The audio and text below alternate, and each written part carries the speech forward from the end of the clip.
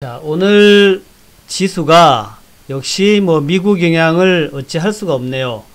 미중 간의 무역 분쟁 다시 재발할 수 있다. 큰 악재입니다. 그런데 제가 어제도 말씀드렸지만 미중 간의 무역 분쟁이 정말 다시 재발할까? 상황 좀 생각해 보세요. 코로나 때문에 이렇게 어려운데 트럼프가 선거 전략으로 코로나 발생이 중국 때문이다. 중국 우한에서 발생했다라는 확실한 증거가 있다. 그러니까 이제 트럼프 입장은 말이죠. 미국의 트럼프 행정부의 잘못이 아니다. 이걸 강조하기 위한 거죠. 많은 사람들이 죽어나가고 뉴욕에 코로나가 창궐하고 있는 이 상황 자체가 미국 탓이 아니라 중국 탓이다. 요거를 강조하기 위해서 관세를 꺼내드는 겁니다.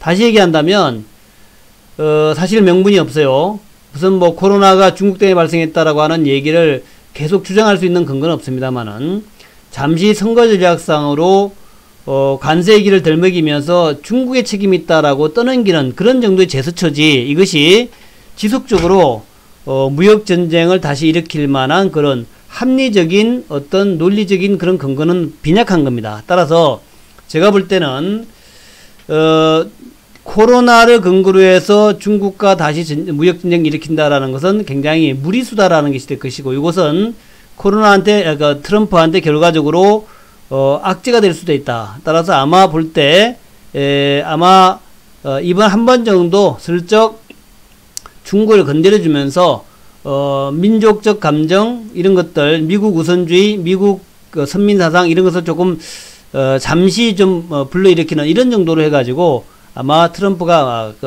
마무리할 것이다 생각을 합니다. 그래서 오래 지속될 만한 그런 재료는 아니다라고 보고 있고, 따라서 지금 사실 미국의 선물 지수는 좀 내려가고 있습니다. 마이너스 한 1% 정도인데 제가 볼 때는 이 모든 것은 코로나가 약해지면서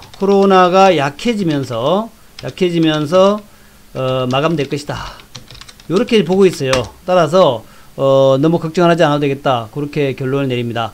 오늘 현재 선물지수 마이너스인데 오늘 저녁이 있고 또 내일 저녁이 있지 않습니까? 그래서 오늘 저녁 내일 저녁 이틀간 지나고 나면 미국 증시는 상당히 안정될 것이다 라고 보고 있고, 코로나로 인해서가 중요한 것은 코로나가 약해지는 게 중요하지 않습니까? 여름으로 가고 있죠. 5월달로 가고 있습니다.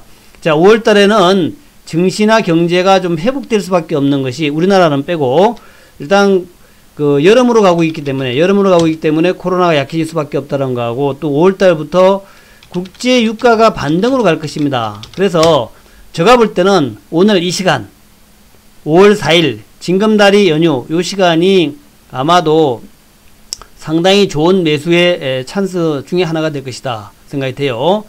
물론 지수가 많이 올랐다는 것은 부담이에요. 지수가 많이 올랐다는 것은 부담인데 지수의 상승만 빼면 지수 상승이 이루어졌다는 건 빼고 나면 상당히 좀 중요한 매수의 기회가 될 것이다 라고 보는 거예요. 그래서 5월달의 시간이 6월달의 시간이 5, 6, 7, 8월달로 가면 갈수록 경제나 증시는 좋아지고 코로나는 약해진다. 이런 관점으로 보시면 됩니다.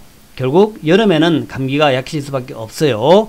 그런 개념으로 생각하시면 좋을 것 같고, 국제유가 마찬가지입니다. 그래서 여러분이 오늘 매수할 수 있는 종목은 여러 가지가 있는데, 첫 번째로 대형주에서 본다면 역시 대형주에서 오늘 많이 빠진 쪽이죠. 많이 하락한 쪽. 그래서 유가 관련주들, 제가 SOE를 많이 강조드렸고 SK이노베이션, SOE, GS를 많이 강조드렸는데 요거 좋습니다. 유가는 계속 상승할 거예요. 5월달 들어서 미국과 중동에서, 러시아에서 계속 에너지 생산을 줄이고 있습니다. 그러면서 5월달 들어서 에너지 소비는 늘어나고 있죠. 코로나 때문에. 그래서 이런 쪽은 괜찮을 것이고, 오늘 롯데케미칼하고 이쪽이 좀 빠지고 있는데 이것은 그동안 좀 올라서 그래요. 올랐기 때문에 자연스러운 하락이니까 오늘이나 다음 5월 6일 이후에 좋은 기회에 다시 재편입한다면 다시 수익을 줄 것이다. 왜냐하면 유가 올라가니까 화학주들은 주가 올라갈 수밖에 없는 거예요. 오늘 쭉 빠졌는데 롯데케미칼 중심으로 해서 대략 21선이나 61선 중간에서 그동안 많이 올랐으니까, 자, 뉴스가 현실화되면서 주가 빠진 거란 말이죠. 그러니까 20일에서 60일 사이에서 매수한다 이렇게 보시면 될 것이다. 들고 있는 분들은 계속 들고 있으시고 그렇게 하시면 될 것 같고, 그 다음에 이제 가장 중요한 게 역시 이제 남북주예요. 남북주는 김정은 사망이라 그랬는데 김정은 짠 하고 나타났죠. 살아났습니다. 살아났어요. 김정은은 앞으로도 여러 번 죽고 다시 살아나고를 반복할 것 같습니다.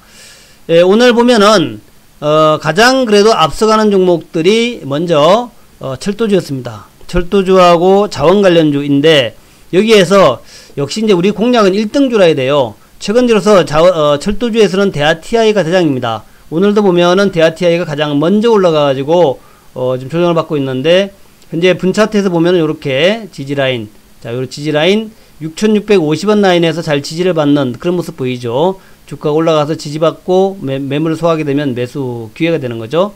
자, 김정은과 슈퍼여당, 대한민국의 슈퍼여당으로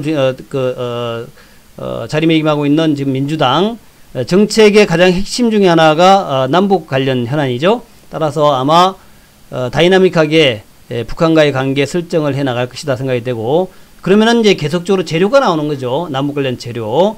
김정은의 뭐 한국 방문이라든가 혹은 금강산 개별 방문이라든가 또 미국과 타협해서 철도의 연결 같은 거, 도로 연결, 이게 계속 나올 수밖에 없어요. 그래서 그런 관점에서 대하TI 여러분들 대장주, 물론 부산산업푸른기술도 좋고요. 대하TI 집중 매수 종목으로 말씀드릴 수 있겠고, 그 다음에 이제 금강산 관련주로서 아난티하고 아침에 올랐다가 좀 밀렸죠. 일신석재 같은 종목 좋습니다. 이런 종목들 이렇게 조정받을 때 사는 거예요. 아침에 충분한 매물 털었기 때문에 매수 관점 좋다라고 보여지고, 자, 일신석재 요 자리 위치 좋죠. 아난티 역시 좋습니다.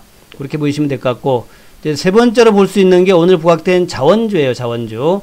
자원주는 한국내와 포스코, 엠텍, 해인, 그 다음에 이제 유니온하고 티플러스 같은 종목이죠. 유니온하고 티플러스 같은 종목, 요런 종목들인데, 요런 종목들 매수가 상당히 좋다. 좋은 흐름이라는 거죠. 유니온, 그 다음에 티플렉스 같은 게 2등으로 갔죠. 근데 유니온과 티플렉스는 너무 올라왔습니다. 그래서 포스코 엔텍 세 번째 종목, 포스코 엔텍은 포스코 그룹이니까 좋겠죠. 포스코 엔텍, 한국내와 해인 같은 거, 미중의 무역 분쟁 때문에 히토류가 뜨고 있다라는 건데 그런 것도 되고, 또 자원 관련주 관점에서 봐도 됩니다. 그래서 포스코 엔텍, 한국내와 정도는 지금 5 내지 6% 정도니까 해인도 탄력적이죠. 거래량이라는 모양 좋고요. 그래서 이런 정도는 여러분이 매수 관점 들어가더라도 괜찮다라고 생각이 되네요.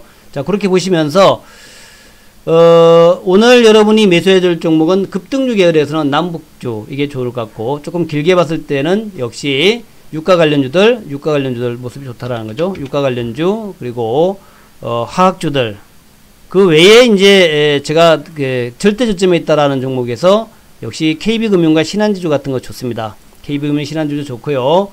증권주 여러분들도 최근에 굉장히 다이나믹하죠. 증권주 모양 좋고, 그래서 KB금융, 신한지주, 증권주 좋고, 유가가 올라가는 경우엔 역시 건설주 좋죠. 현대건설, GS건설, 삼성엔지니어링, 조선주, 한국조선해양, 현대미포, 이런 종목 좋단 말이죠. 조선주, 한국조선해양, 현대미포조선, 그런 쪽으로 보시면서 대응하시면 될 것 같습니다. 이상입니다.